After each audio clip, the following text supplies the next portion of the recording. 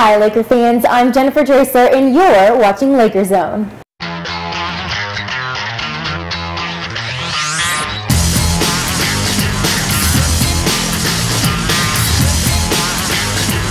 Hello Laker fans, joining me today is Coach Dennis Cox of the women's basketball team, who was recently just named Peach Belt Conference Coach of the Year. Congratulations Coach Cox and welcome. Thank you, Jen. It's good to be with you guys again. And thanks for the congratulations. I'm humbled by that and real appreciative of it. Thank you. Now, it seems like, gosh, every time I talk to you, your girls are just accomplishing more and more. You have 3 girls that just made the Peach Belt All-Conference team. Tanisha Woodard was just named Defensive Player of the Year and our very own Laker Zone Player of the Week. Tell me about that. Your girls are just amazing. Yeah, I'm real happy for them. I think this might be, if I'm not mistaken, it might be the first time we've placed 3 on the all-conference team, and we're real proud of that, and they deserve it. I mean, it's about time. A lot of times we don't get a lot of individual recognition because we're so balanced in our scoring, so our stats aren't. We play a lot of players, so our players don't play a lot of minutes, so sometimes their stats aren't, they don't look that impressive. I mean, really, they are more impressive than what they get credit for. Yeah, I think so, and so it's nice this year, and I really appreciate the league coaches for honoring those kids and appreciating their value to us and what we've been able to do here, and again we have some great coaches in the Peach Belt, and for them to honor me with Coach of the Year is, like I said, is very humbling, and I really appreciate it. Now, your rankings have been all over the place. You've gone from number 1 to number 3 in this ESPN Top 25 Coaches poll. What do those rankings mean to you, if anything?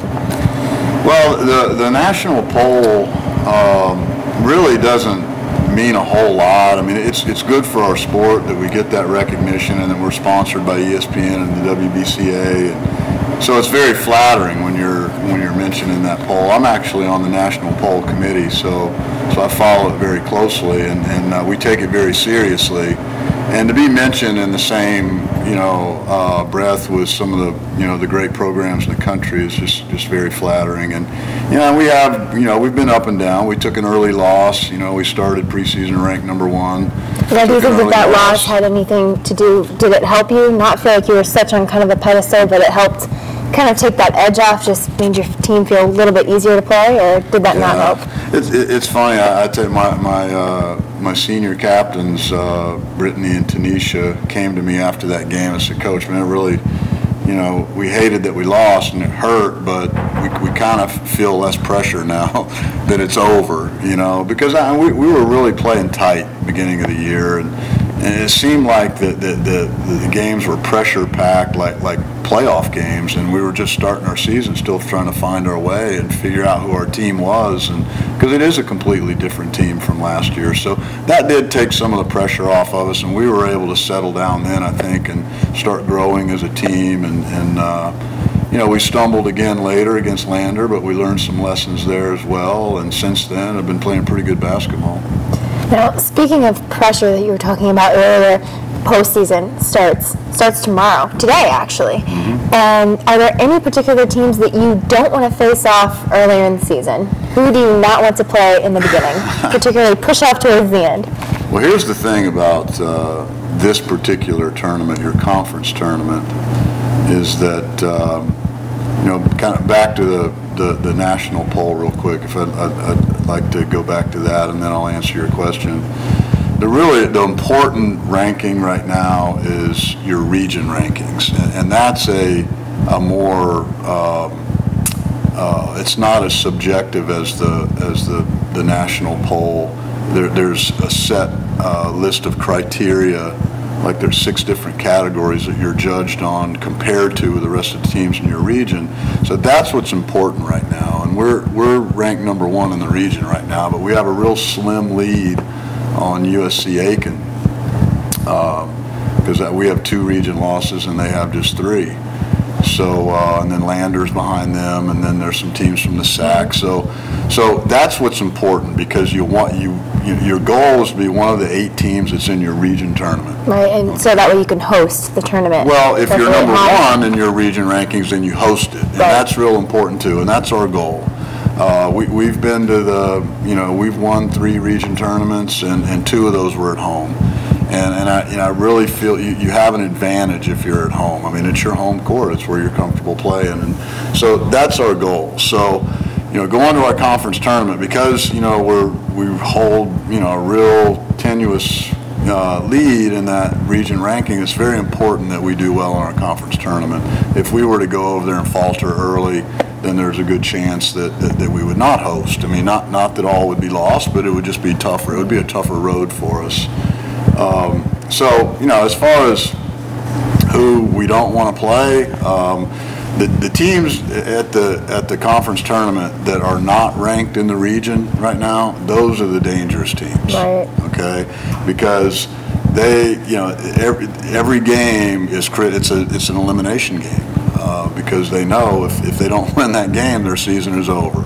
So those are the dangerous teams. So any team that isn't in line or have a good chance of getting an at-large bid to the region tournament. Of course, the winner of the tournament automatically goes to the regional. Right.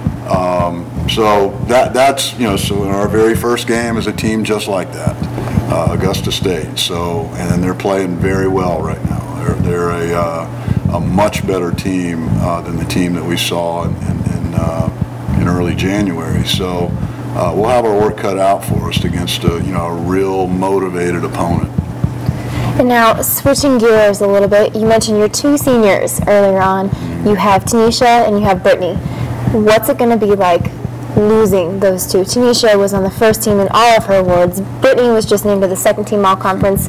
What are you going to do without these key players on your team? Retire.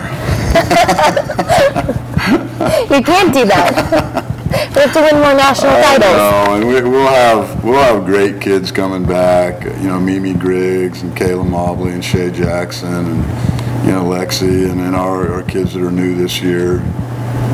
Shan and Brandis and pretty much your whole team. Yeah, we just lose those 2. So I mean, there's a lot to be excited about for our future, but it is the end of an era. Losing those 2, to be successful at the Division II level, you have to have good transfer students. We have Division I transfers, junior college transfers. It's rare, at least for our program, to have players for 4 years. And they've been here together for 4 years. Yeah. They came in together. Yeah, they did, and that's rare. I mean, Shay Jackson is a freshman. It's rare to get a freshman that is the caliber of player that you need to be successful. Right. And here's why: because if they're good enough to help us win championships, they're good enough to play at a Division I. Exactly. So it's tough choosing. Yeah, that's why the big NCAA slogan or I chose Division II. I chose Division II, because not many players do, but those 2 kids chose us. Well, it's a good thing that they did. Yeah, it's really good for us. So that's going to be a real difficult thing. Senior night the other night was really emotional. Those kids are like my own kids, and I just love them to death. But the good news is they'll always be a part of our family. And so as much as we'll miss them, they're not going away forever. Well, thank you, Coach Cox. And they start their postseason tonight, against Augusta State. And that's all for us. I'm Jennifer Drosa with Laker Zone.